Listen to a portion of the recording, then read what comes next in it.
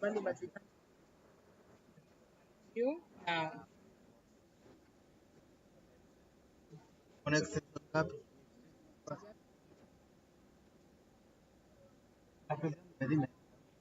Ndio hii.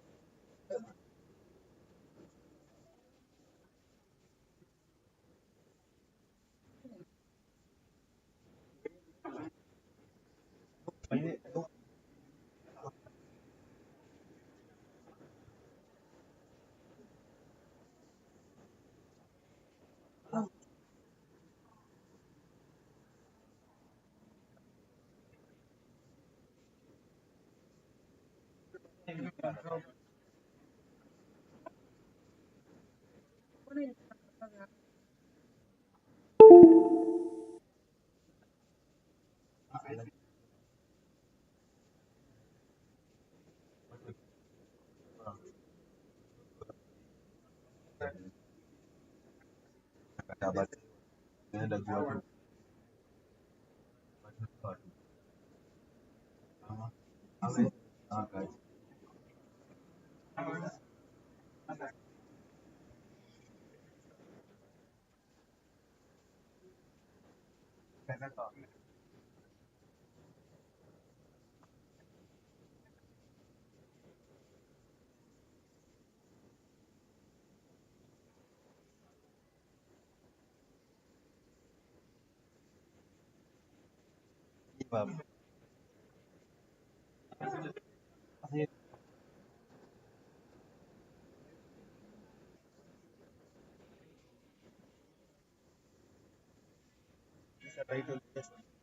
Yes, imeitwa consultative cross content.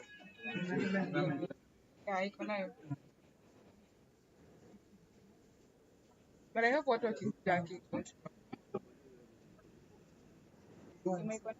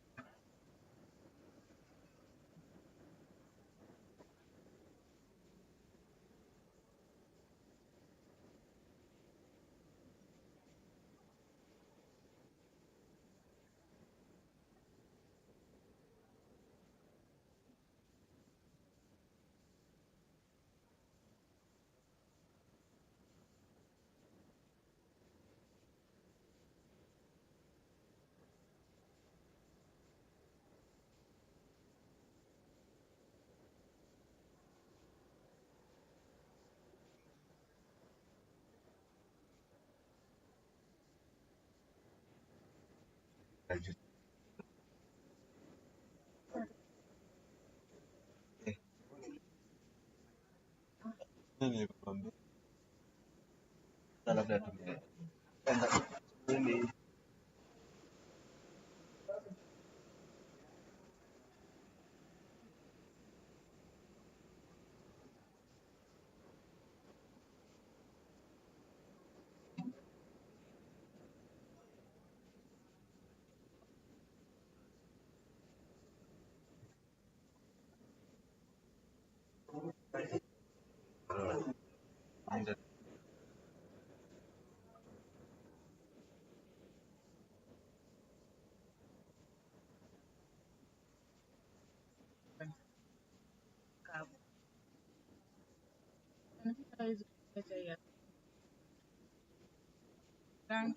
Can you get me a cup of Yeah, wasn't connect wanaweza umetoka ikarudi form connect.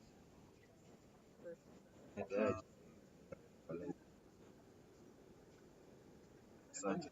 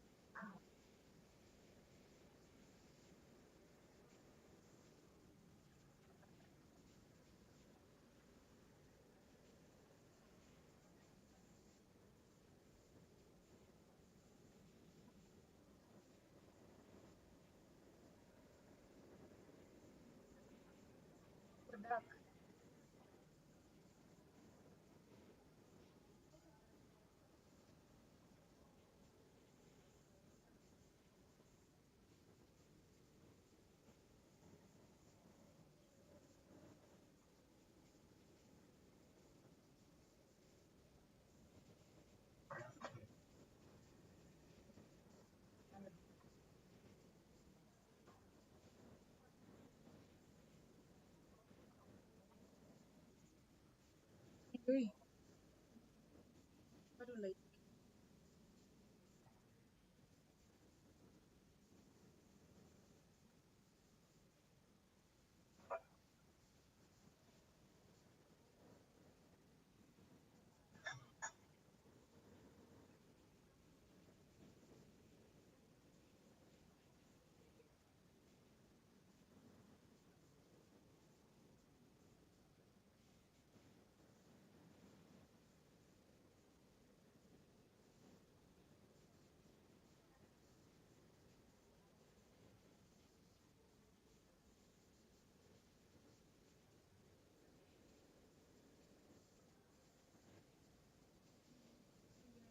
turning on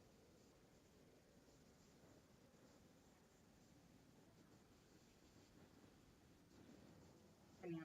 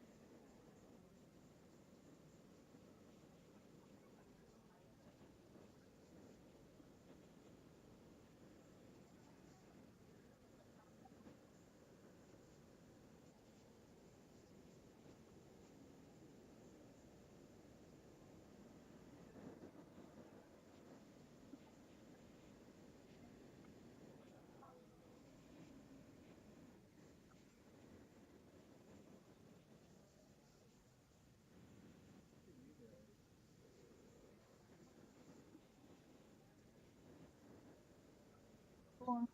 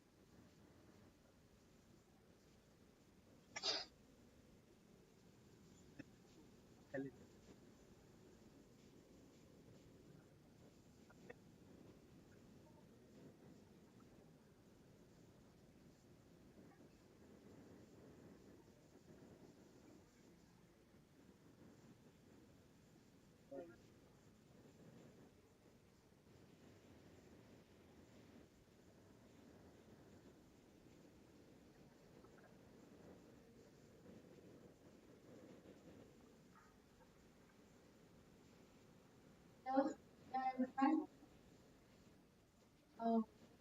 Back. I'm going to invite you about your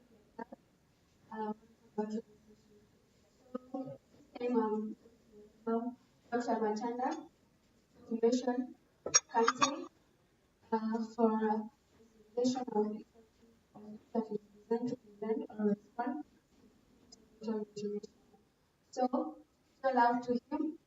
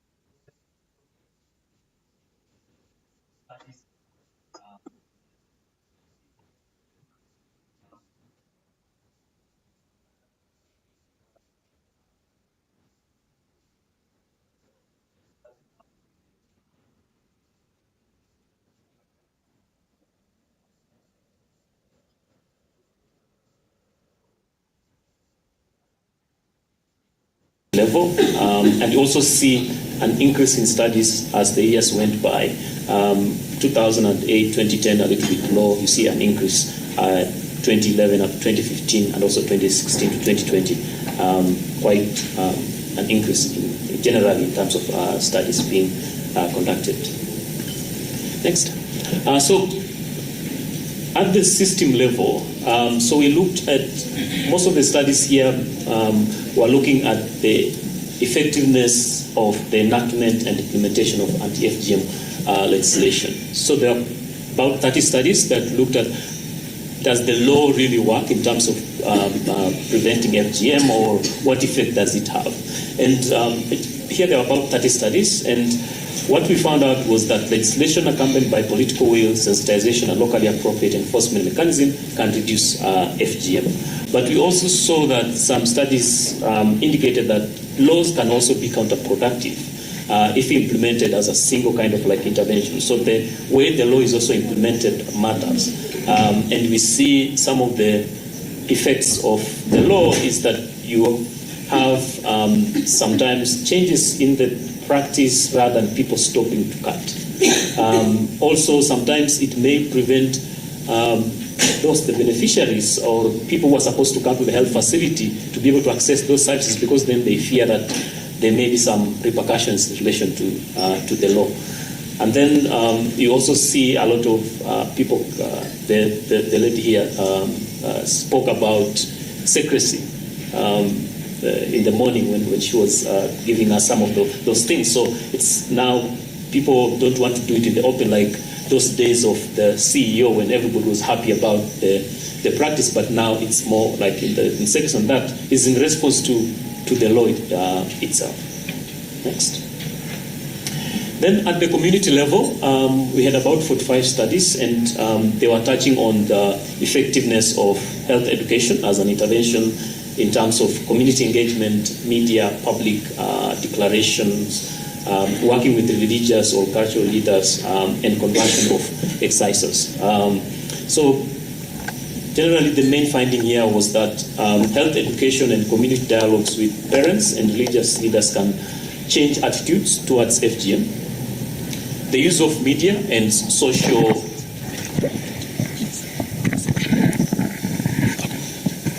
So do we need to switch this one off? I have no idea. It was working. So in relation to interventions at the community level, so the issue about using of media, social marketing interventions also are effective in changing social norms and attitudes towards abandoning FGM, and in some cases reducing FGM. But in relation to conversion and either providing former cutters some source of income or alternative sources, that was not, there was no evidence to show that it is effective in terms of like ending FGM.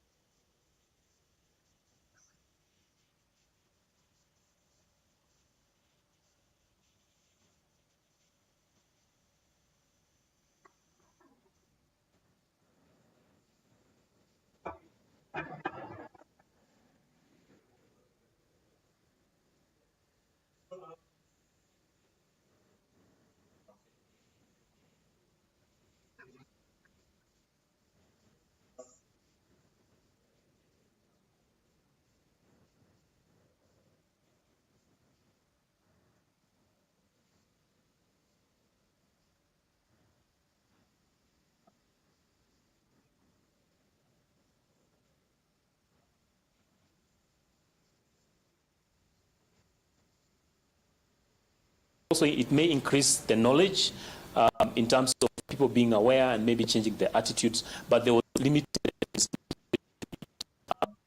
girls not being cut. So there was little limited evidence in relation to that. Next one. Then at the service level, here we looked interventions that were targeting health providers, so training health providers, building the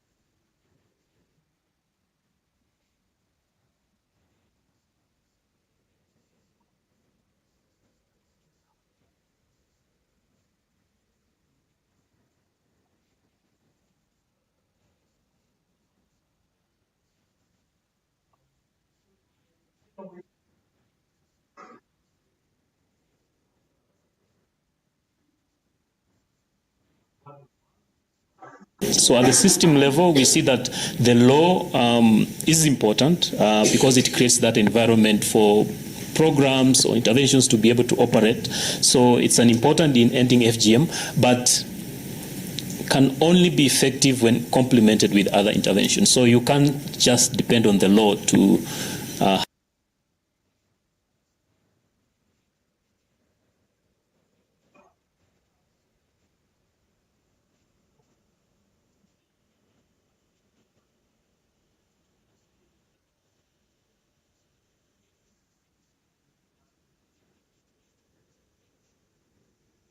even speak.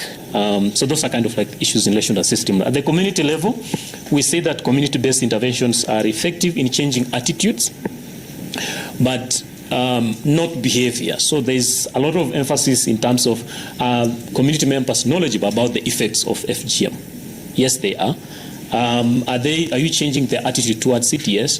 But we are not doing a lot of measurement in relation to changing behavior. So going a little bit further to not just measure this intermediate kind of like outcomes, but also try to look at behavior. Though I know that behavior takes time in terms of implementation to change, but we should also move towards that direction. At the individual level, we see that short-term interventions are needed because if education itself is important in terms of taking girls to school and people being educated, but that its effect is kind of like long-term. So you need more short-term kind of like interventions to help in terms of influencing individual members within our community. At the service level, we have limited evidence, but training healthcare providers is an area that we really need to also bring them on board the health system and use that multi-sectoral kind of like approach to bring different sectors together to work in terms of prevention and also response to FGM. So I will stop there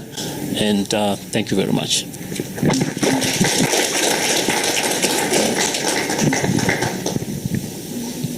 So when we started the meeting, I said that when I tell you shout out to him, you just clap the one. So shout out to him again. But Dr. Matina, I'll let you to sit there. Oh, you want me to sit here? Yeah. Okay. I'm going to call this brother on stage, Professor Tamari Isha, Deputy Vice Chancellor, Amrit International University. Show out to her. Dr. Samuel Kimani, Africa Coordinating Center for Abandonment of Female Genital Mutilation.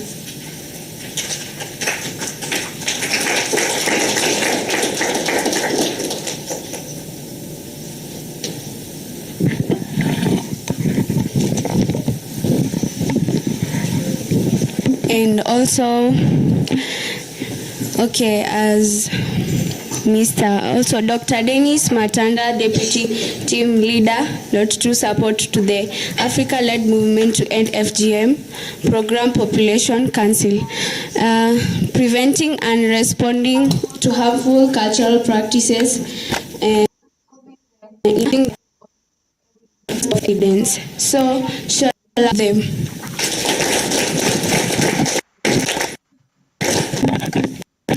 And I would like to call Jenga Advocacy Consultative Project. She's going to be the moderator. Show love to her again.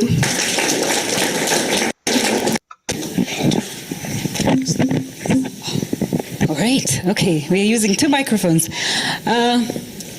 Ladies and gentlemen, thank you again for joining me. I don't know how we're going to do these 2 microphones. Anyway, there we go.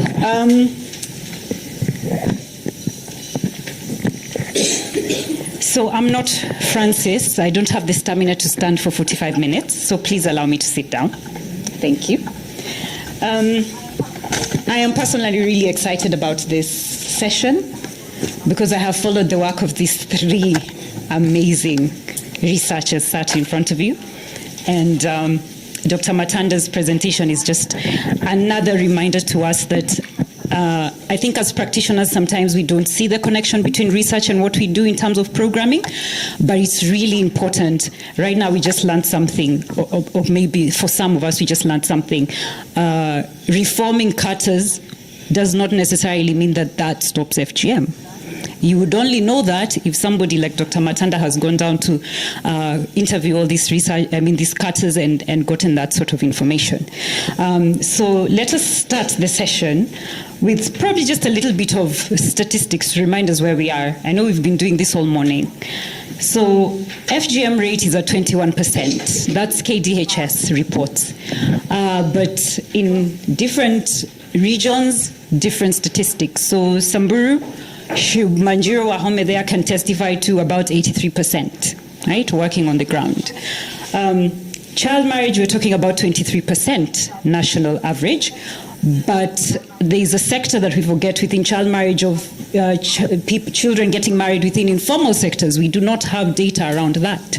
And how do we program for children that are getting married within informal sectors? Okay. So I think that takes us, it sort of keeps us in a good stead in terms of understanding what the importance of research is. And so I think my first question goes to Professor Tamari. As I said before, extensive research around harmful practices and especially FGM. Within and without the academic sphere. So it's not just in academia where she's been doing this research. So from your perspective, how do we then bridge the gap between academia and practice in our interventions towards ending FGM, C, and child marriage?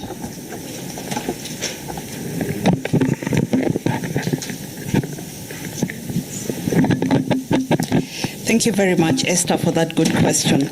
Yes, so we all realize that there are huge gaps, major gaps with regards to the translation of evidence to policy and to practice and programs. How we need to do that is to strengthen our being intentional with regard to our advocacy efforts that is informed by evidence. One of the first things that I'm thinking about is around centering women and girls and centering communities. And this is because the research that we do from the communities where we work in is we adhere to the ethical principles of benefiting communities or causing no harm to communities. So it's important for us to go back to these communities and disseminate the findings. And this will also show commitment with regard to the benefits that communities, women and girls are going to get out of the data that we've harvested. Something else that's really important also, and is reflected also in this panel, is the linkages or partnerships with academic institutions, with CSOs, and even with governments. So when we have communities, we have governments and people that are going to be affected by the evidence that we are producing, come on board into our research studies from the beginning, all the end until the implementation of our work, then that becomes a really useful way to begin translating our research evidence into policy. The other thing I'm thinking about is identifying the movers. And this, I mean, working closely with people like policymakers, people especially linked to governments, working closely with champions like youth champions, because we can have those as people who will move the agenda once the evidence is developed. And this means also that we need to bring them on board from the beginning all the way to the end. Utilizing social and digital innovations is also something that is really important. And we see a lot of young people being very active within social media spaces. And something that can support the translation of evidence to policy is working with these technologies and digital and social medias to have campaigns that the youth who are movers can run with the agenda and support, the enactment or the development of policies that will impact some of the things that we want to really advocate for with regards to the protection of women and girls from harmful practices. Something important also is to ensure that we have roundtable conversations. So, for instance, we can bring the relevant bodies on board. And one of the examples that I wanted to share is something that we've done in AMREF, where we push the agenda of the integration of community health workers in our health system strengthening program. And here we worked with the African Union, we worked with the Africa CDC, and the translation of the evidence that we had from that program was that we were able to have Africa CDC come on board and work closely with community health workers during the COVID-19 pandemic to support vaccination and support these kinds of things. And at the Center of Excellence, because of that project, we were also able to bring in community health workers to begin supporting some of the work within the Center of Excellence with regard to work, because they're the people who are working on the ground with communities. They can identify girls at risk. They can support some of the health promotion and education campaigns. And at the moment, we are also working with them in a digital tracking tool of girls, looking at following the girls over a long duration of time to ensure our girls are safe and they remain in school. So this kind of translation of evidence has supported some of the projects that we have. The other issue is around knowledge sharing. So it's important to have forums like this where we all come together from different spaces and disciplines where we work in to share knowledge, to learn, and to adapt some of the work that we have brought on board. Having repositories, I know Dennis at Population Council, they have the data hub. We also have the NGM hub that looks more into the interventions. And these are spaces or repositories that will provide data if anybody is interested in, utilizing some of the evidence. So these are just some of the ways that I would like to highlight. Back to you.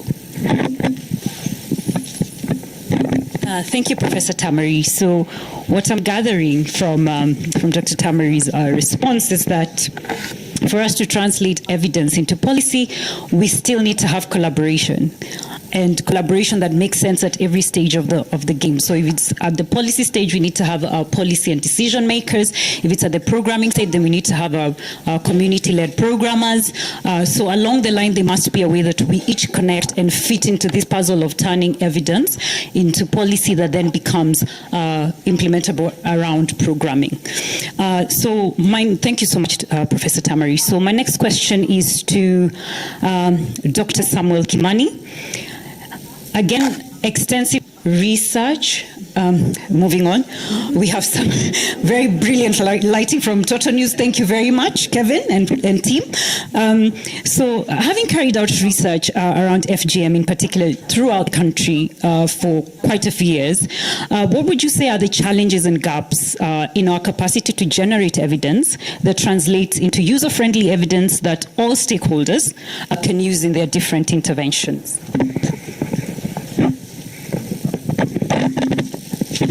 Thank you. Good morning. Is it morning or afternoon? Thank you, Esther.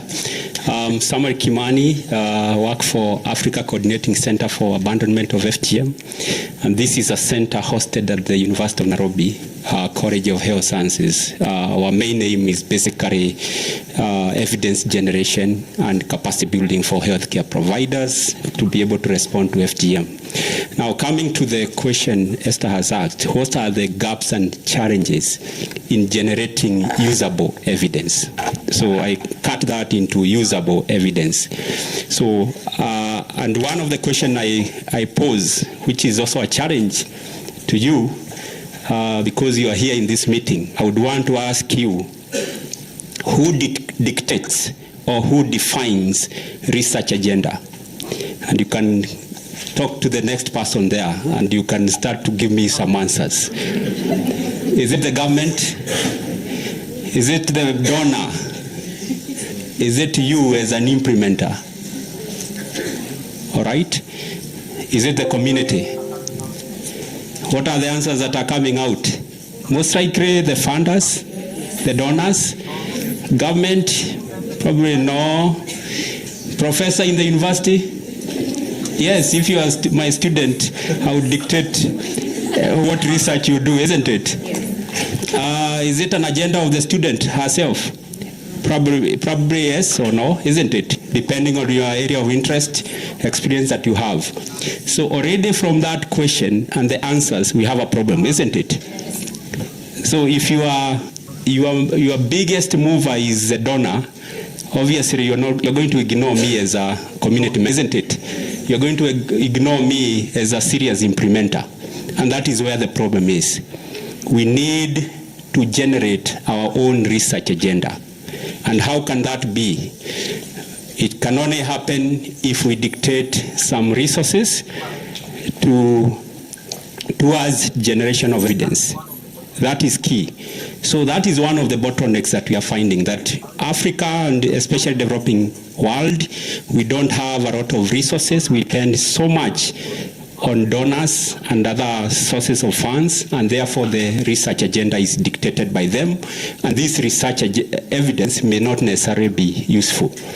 The second thing that brings me to that, of course, is the concept of lack of diversity, equity, and inclusion.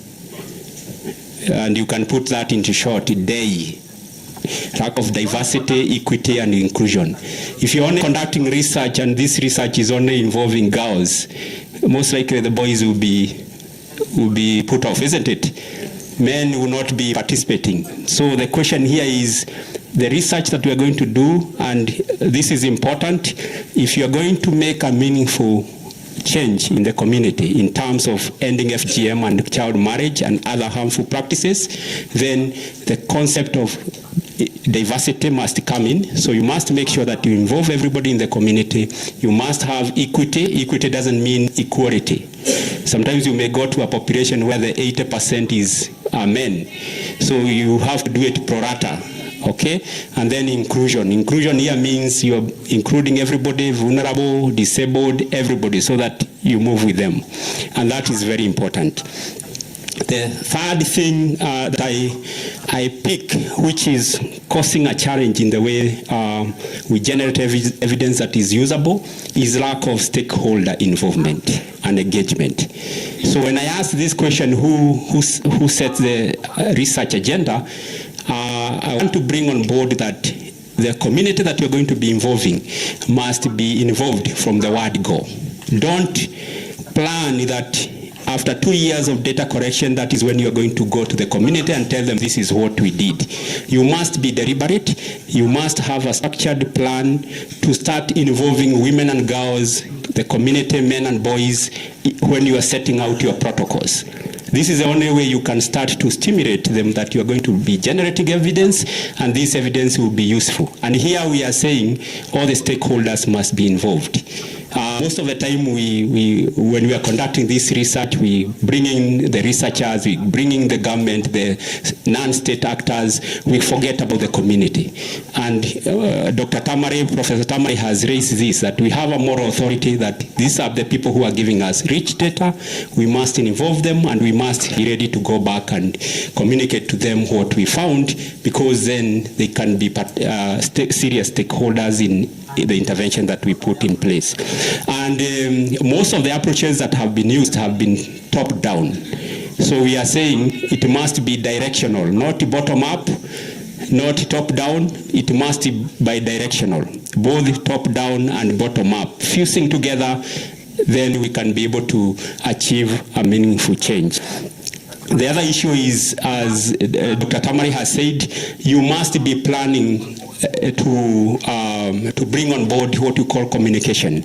And communication here is an uptake strategies, so that the information that you generate, you must be ready to communicate at some time. And here we are saying this must be an ongoing process.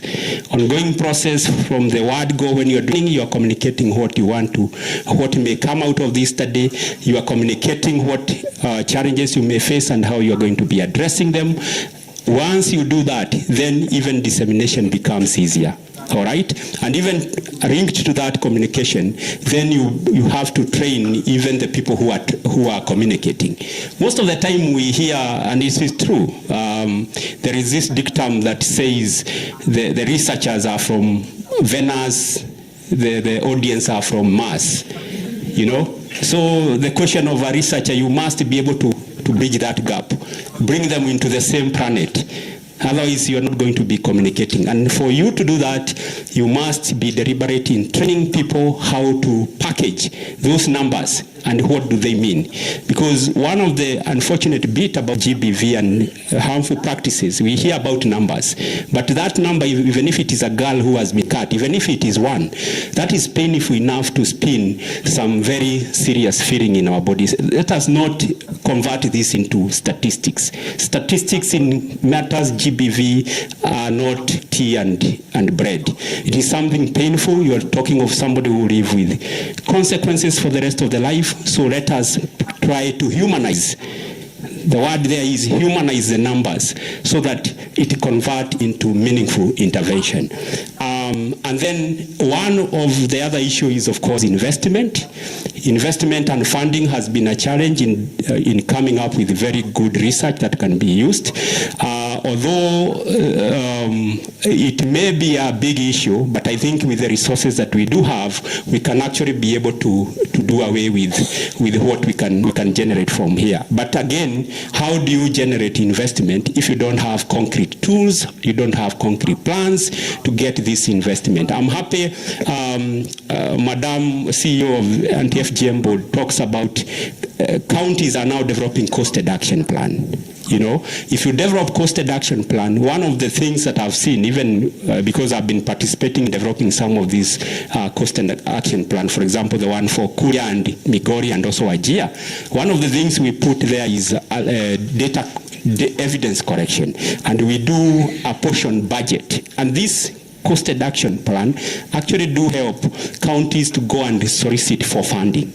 So if you haven't thought about it, if you have not anchored it in a document that can help you solicit for money, how else are you going to be funded? You are going to be running left, right, and center. Nobody will give you money because people will tell you, show us counties are now developing costed action plan to achieving whatever you are telling us. If you develop costed action plan, one of the things that I've seen, even come up because I've been participating in developing some of these how they costed action plan, for example, the one for Kuria and Migori and also Wajir, one of the things we put there is data Dennis has said and summary, then we do a portion budget, and this research action plan actually do help counties to go and solicit for funding. I see. So if you haven't crosstalk, thought about it, if you have not anchored it in a document that will help you solicit for money, how else are you going to be funded? You are going to be running left, right, and center. Nobody will give you that money because people find that what is happening is that achieving, you know, if you have costed action plan, one of the things that I've seen, even if you are not because I've been participating in the some of this, how they costed action, and therefore you are example for this, and when it comes to idea, one of the things we also representing that we did and Dennis has said and found the problem we do portion. So can we do this research and related to this let us also have researchers, so if you have cross-talk in organization, can be able to mine evidence in a document that we very reduce. I think in our NGOs, you remember and some of the innovation because people find that they come with the one that and we are achieving it because we are not to have these are saying even so because we are saying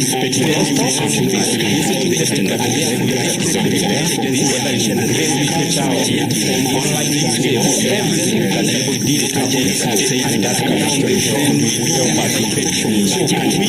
And finally, when I talk the issue of the research, a lot of organizations try to mine in terms of this kind of organization. I think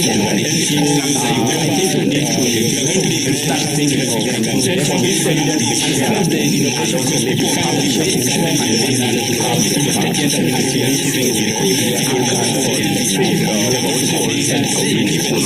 to have very important that we already have very vibrant if you want to publish someone and people did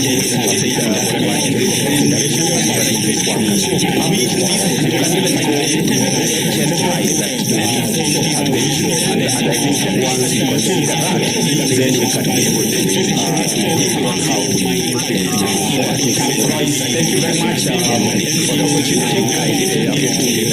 I start thinking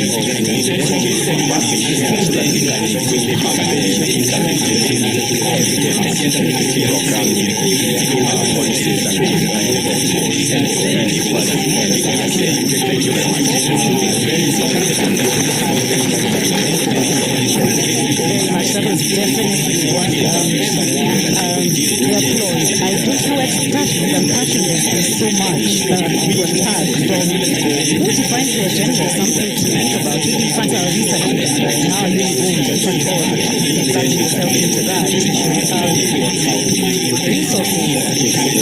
How do we generate resources? I'm really glad to hear about the sort of prospective plan with counties. I know Kajedo has one. Anyone working with Kajedo, follow up and see what's already been done. I think that was the first time that county policy that we passed. And I think that sort of takes us quite neatly into my question to Dr. Matanda, especially around communication on the research that we do, how to then disseminate work of and my question is to Dr. Matanda, sometimes the idea of sort of psychosocial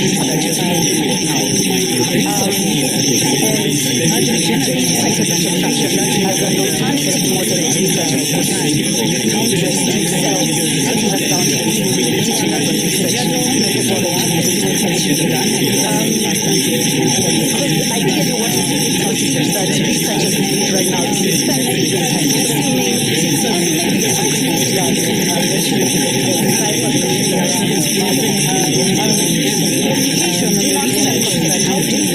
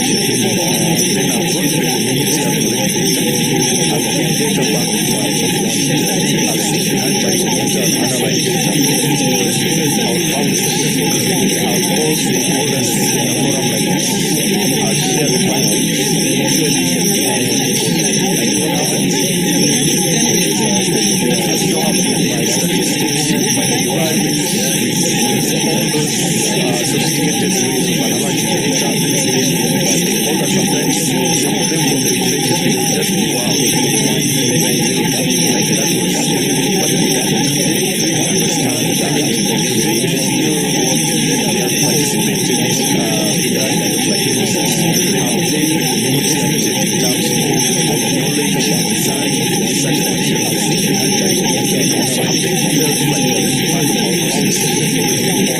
some of the findings that we're talking about. So that kind of evidence is sound, but in most cases that what happens. Once the community say, I need to decide about education, about participating. So sometimes we heard about bringing the girl at the center. But this one also talks about now bringing different research. So how do they participate in your research in terms of the design of study? So it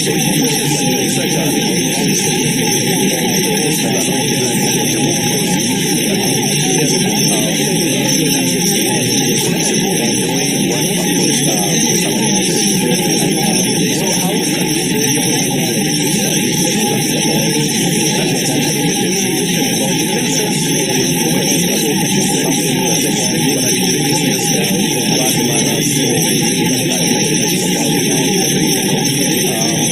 essentially that's what is supposed to happen. Like, it doesn't take away the fact that you have to look at the literature to find the examples you want to do. But it's important that you go share with them the research I have conversations. I remember when we were in the book is one of where I understand where I want to do so how can we be able to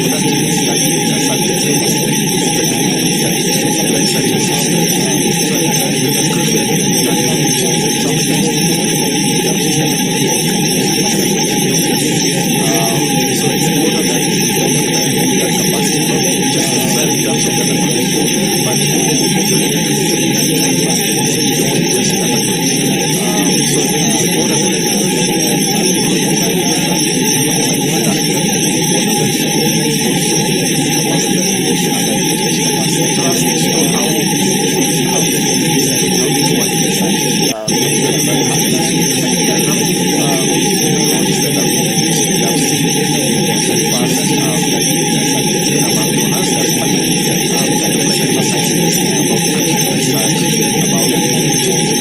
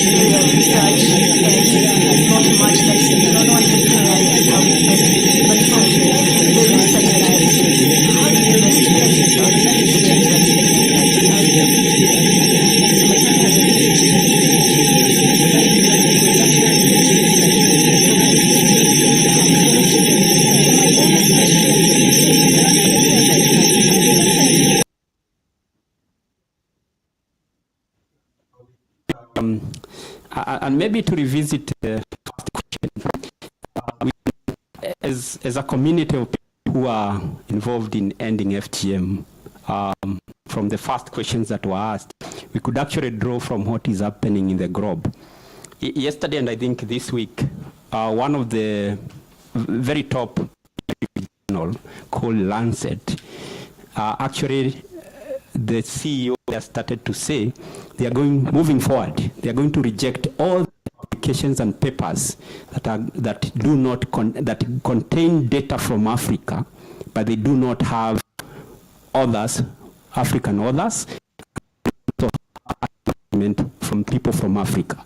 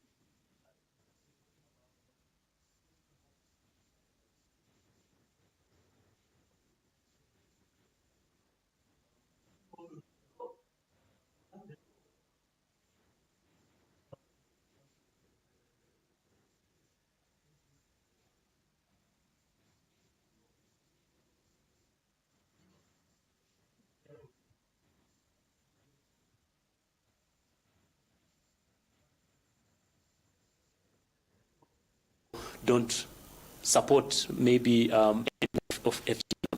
So there are really important levels. At the service level, you need to speak to this health system, or even the education system is also important. Kind of like as much as you want to end FGM, but the truth is that there are women who already have undergone FGM. So how do we respond to some of their needs in terms of so all these levels are important. I don't favor any. So we need to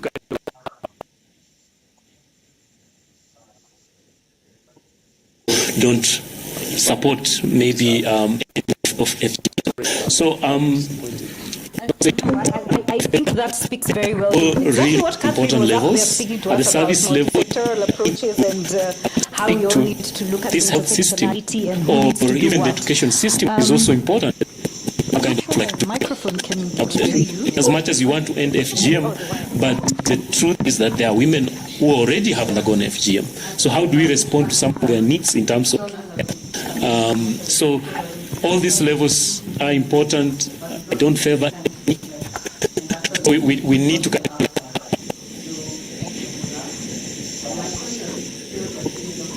don't support maybe of FGM. So I think that speaks very well. Really important levels at the service level. Approaches and how we all need to look at this health system, or even the education system is also important. Kind of like microphone can as much as you want to end FGM, but the truth is that there are women who already have undergone FGM. So how do we respond to some of their needs in terms of so all these levels are important. I don't favor any. But we need to important question. don't support maybe of FGM. So I think that speaks very well. Really important levels at the service level. Approaches and how we all need to look at this health system, or even the education system is also important. microphone can As much as you want to end FGM, but the truth is that there are women who already have undergone FGM. So how do we respond to some of their needs in terms of so all these levels are important. I don't favor But we need to important question that support maybe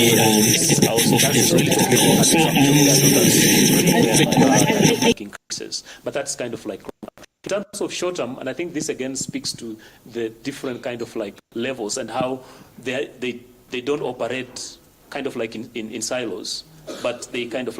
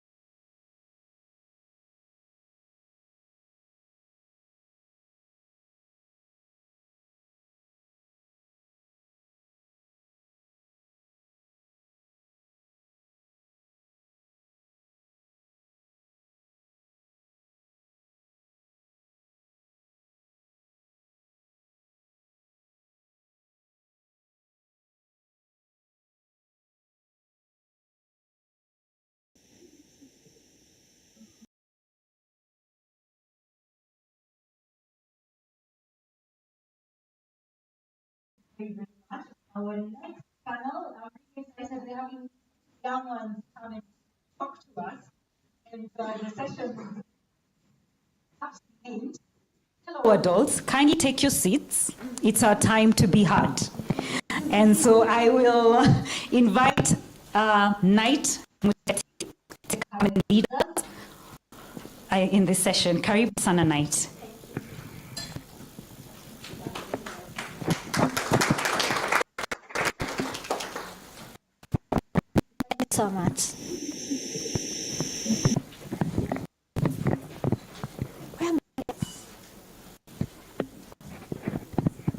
You'll allow us to sit down. They're having young ones come and talk to us, and the session is Hello, adults. Kindly take your seats.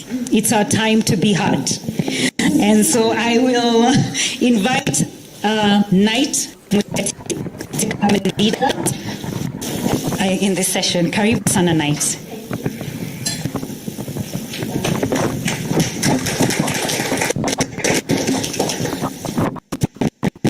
So much.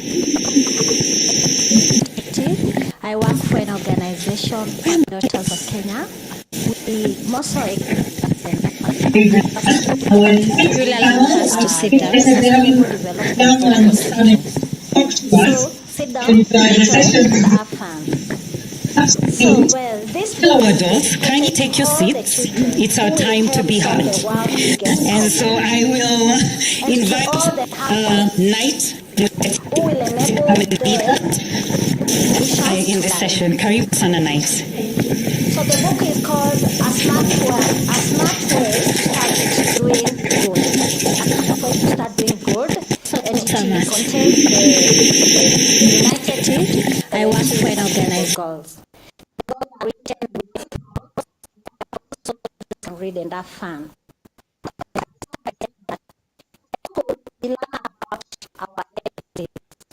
So why don't we learn about our SDGs? The same way we need every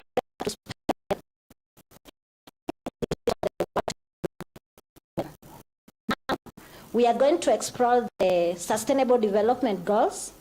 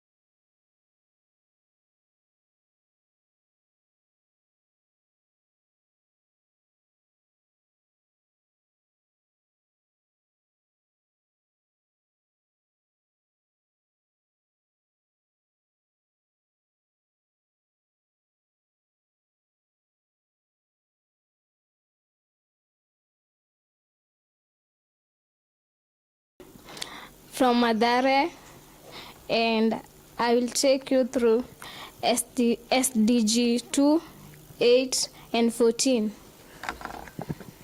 SDG 2. No child should go hungry for lack of meal, nor ever be forced to work, beg or steal. There is enough food on our planet for all. We just need to share it and not waste it all. Thank you.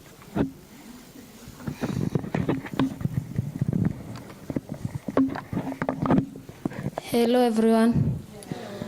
My name is Meru Anjiko. I'm from Madare. I will take you through SDG 3, 9, and 15. SDG 3, good health and well-being. Each person deserves to grow healthy and fit. Good food and good medicine help quite a bit. Warm clothes are important and shoe the right size. And glasses, if you can't see well with your eyes. Thank you. Hello everyone. Hello. It seems that you are not happy. Hello. Please, can you look at your neighbor and smile for him or her?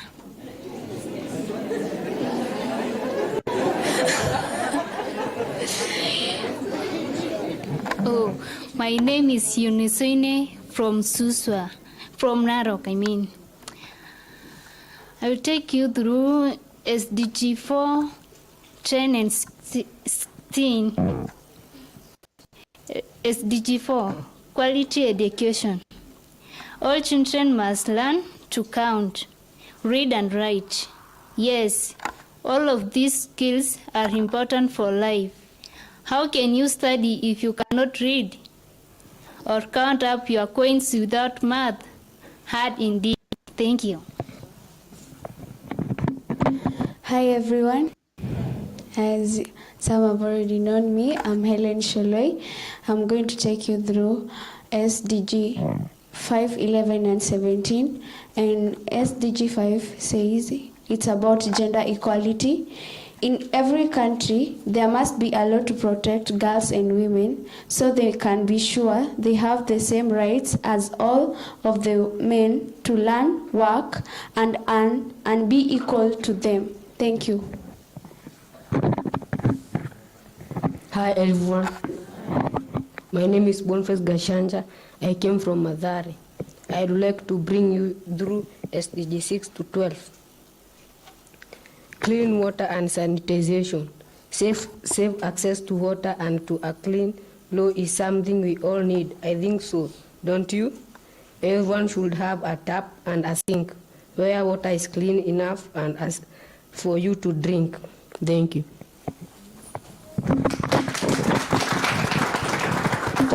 So I know most of our organizations, you must have an SDG that you're implementing depending on the area you're working.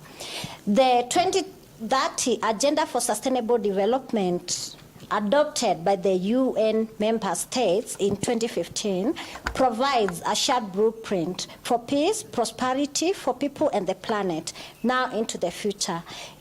At its heart are the 17 Sustainable Development Goals, the ones the kids have just started reading, and they are urgent call of actions by all countries developed and developing in a global partnership. So we should support the kids to do all this. Okay, let them continue from 7 to the head.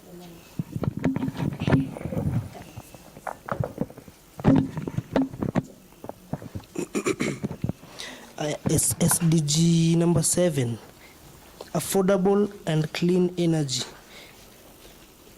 It really is harmful to use oil and coal to light up the dark and heat when it's cold. Let's use clean energy for everyone with power that comes from the wind and the sun.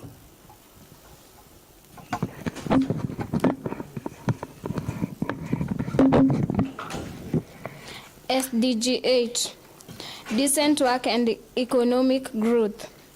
Each adult should have decent work they can do, using their skills and rewarded well. 2, the day spent at work will not end too late, and working conditions should be fair and safe.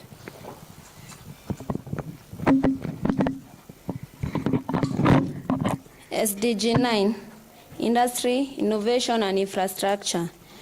Airport and hospitals, train track and roads are core infrastructure for country to grow, to extend the things that we all buy and sell and internet too, so it faster as SDG 10, reduce inequalities.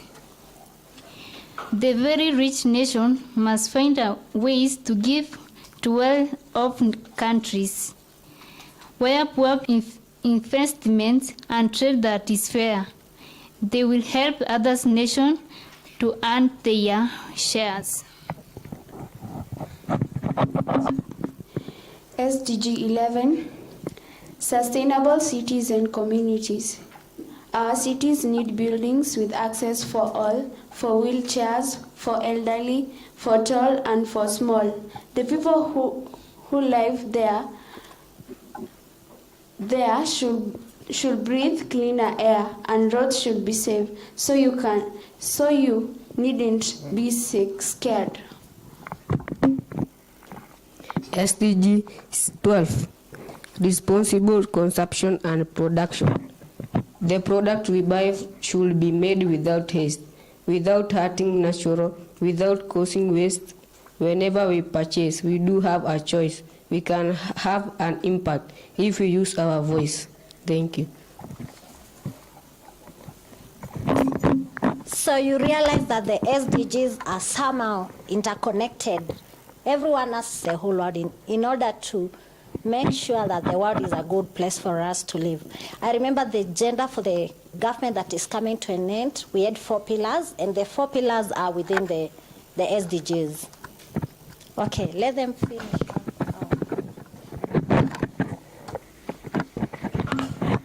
SDG 13, climate action. We all must take action to fight climate change. The rainstorms grow stronger and forest fires rage. We must plant again all the trees we cut down.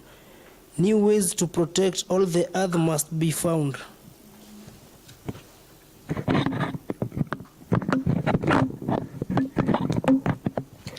SDG 14, life below water. We must stop polluting our oceans and seas. In poisons, the whales can't eat plastic. It makes them so sick. To save our marine life, we have got to be quick. SDG 15, life on land. Wild animals need our help too, and here is why. By cutting down forests, the animals die. For wildlife to flourish, for birds to be free. Their land needs protection, and so do the trees. SDG 16, for all this to happen, we really need peace. For people to thrive, we need all us to see it. When people are scared, they cannot care for the goals. Will you care for the earth if you are injured and cold? The last sustainable development goal, partnerships for the goals. What makes me most hopeful is that people today are working as partners and finding a way for all of these goals to be reached everywhere. Together we'll make it global trade much more fair. Thank you. Thank you so much for reading the SDGs for children for us. So I want you to apply this in your real life, and this book I'm giving it as a gift to you. You're very lucky because you're the first children to have it in Kenya. Asanteni sana. So this is more of a prelude. We are launching this book for the first time in Kenya next week, University of Nairobi, and we really appreciate for this forum for giving us an opportunity to be able to prelude it. Thank you so much. I'm going to also to give a gift to the country managers for the book. Thanks. Okay,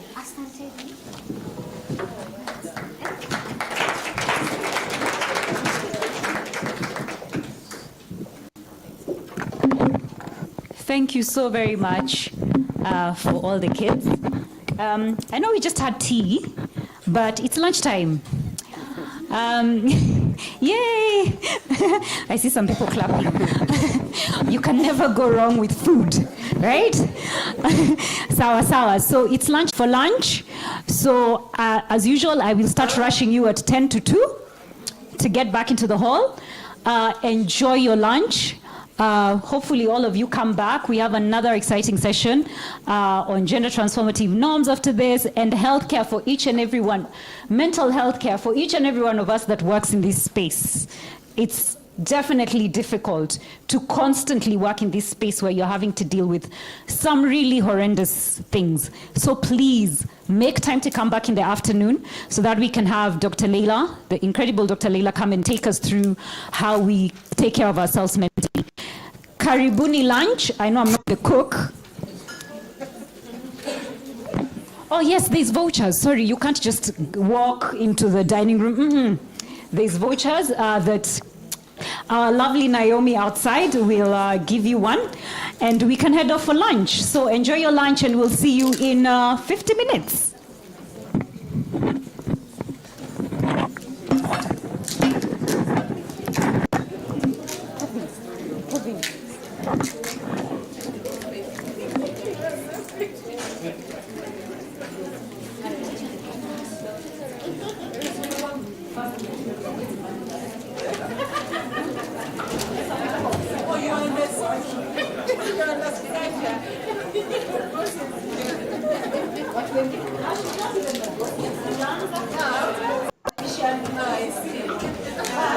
Then the stakes are very high, right? Esther, that's the Esther that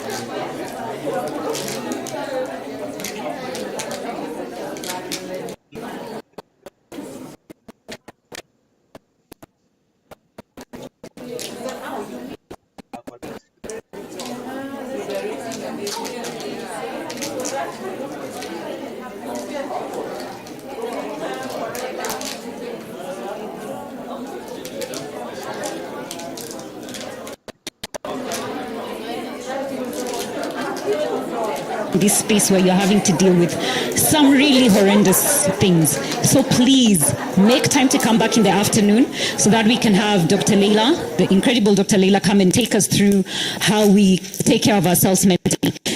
Karibuni lunch. I know I'm not the cook. Oh yes, there's vouchers. Sorry, you can't just walk into the dining room. There's vouchers that our lovely Naomi outside will give you one, and we can head off for lunch. So enjoy your lunch, and we'll see you in 50 minutes.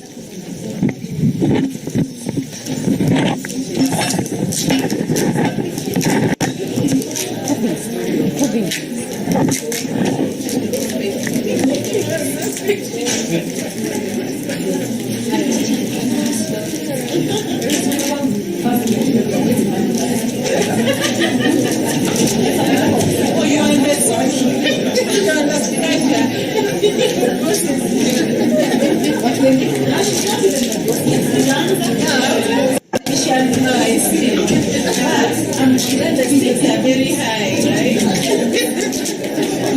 Esther, that's the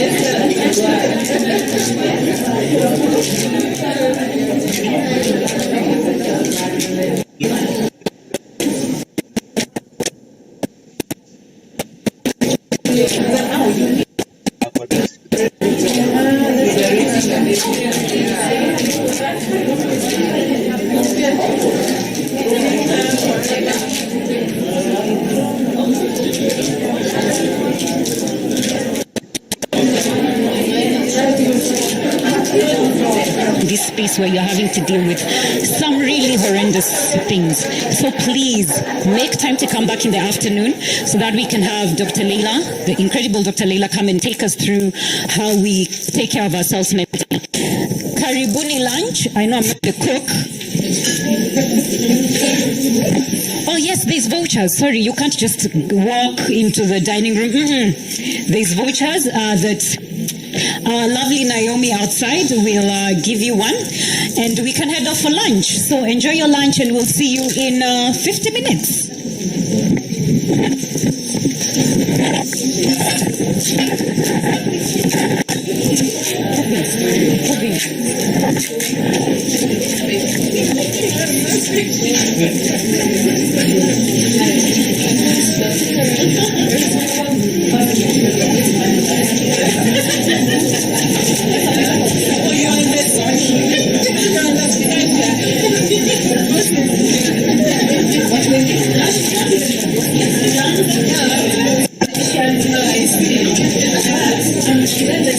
very high, right?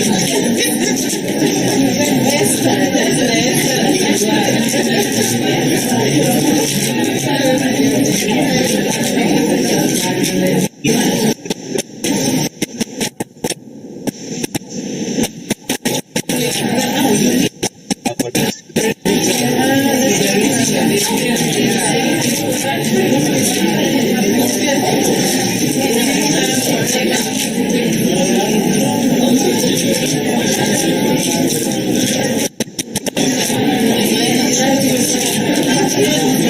this space where you're having to deal with some really horrendous things. So please make time to come back in the afternoon so that we can have Dr. Leila, the incredible Dr. Leila, come and take us through how we take care of ourselves mentally. Karibuni lunch. I know I'm not the cook. Oh yes, there's vouchers. Sorry, you can't just walk into the dining room. There's vouchers that our lovely Naomi outside will give you one, and we can head off for lunch. So enjoy your lunch, and we'll see you in 50 minutes.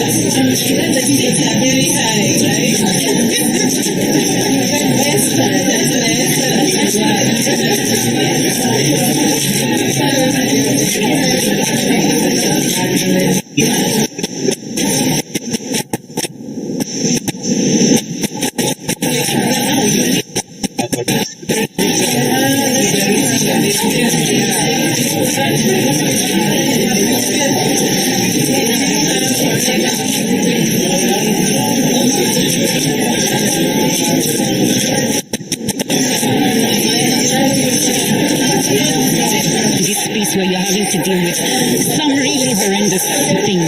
So please make time to come back in the afternoon so that we can have Dr. Leila, the incredible Dr. Leila, come and take us through how we take care of ourselves next. Karibuni lunch. I know I'm not the cook. Oh yes, there's vouchers. Sorry, you can't just walk into the dining room. There's vouchers that lovely Naomi outside will give you one, and we can head off for lunch. So enjoy your lunch, and we'll see you in 50 minutes.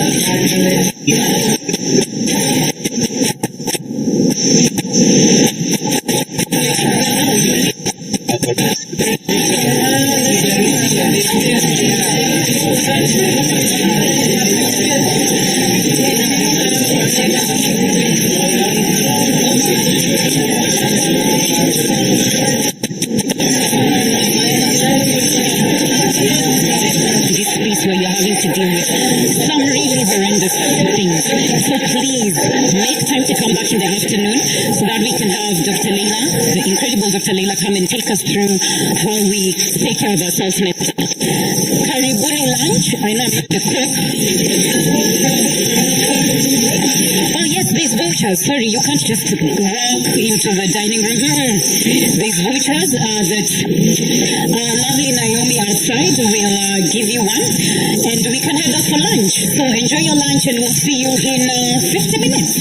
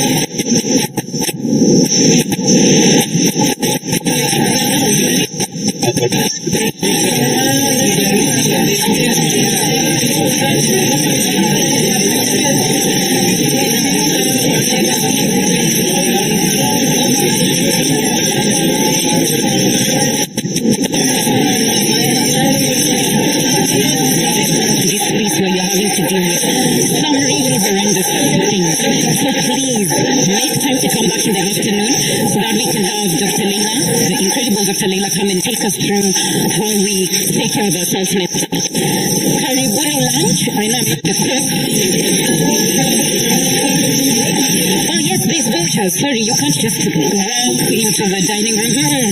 There's vouchers that lovely Naomi outside will give you one, and we can head out for lunch. So enjoy your lunch, and we'll see you in 50 minutes.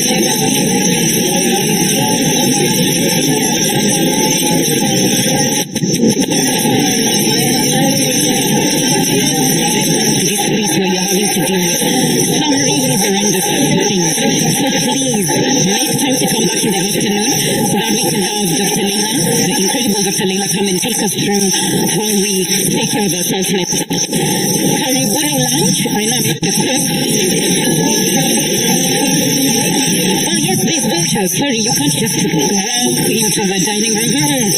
There's vouchers that lovely Naomi outside will give you one, and we can head out for lunch. So enjoy your lunch, and we'll see you in 50 minutes.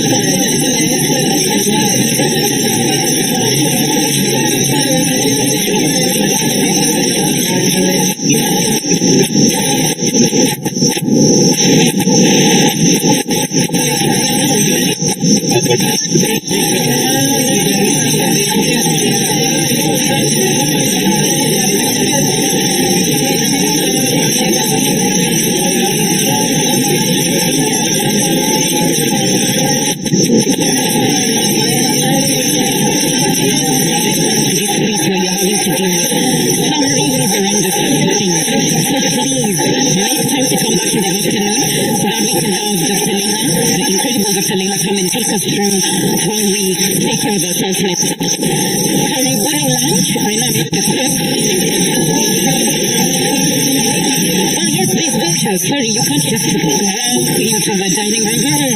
There's vouchers that lovely Naomi outside will give you one, and we can head out for lunch. So enjoy your lunch, and we'll see you in 50 minutes.